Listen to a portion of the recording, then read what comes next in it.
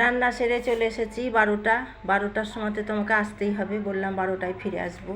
রান্না বান্না পুজো টুজোর করে রান্না টান্না করে চলে এসেছি।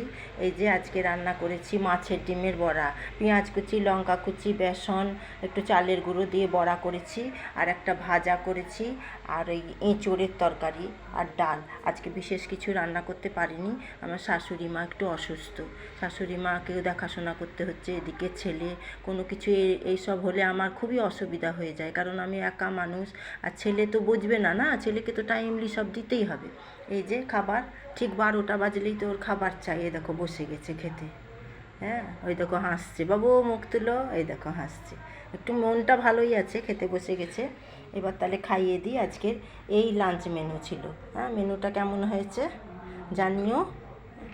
টাটা, চলে যাই। এই দেখো হাসছে, দেখো হাসছে, দেখো। হ্যাঁ, ও খাবে, খাওয়াই গা আবার। আসছি, বাই।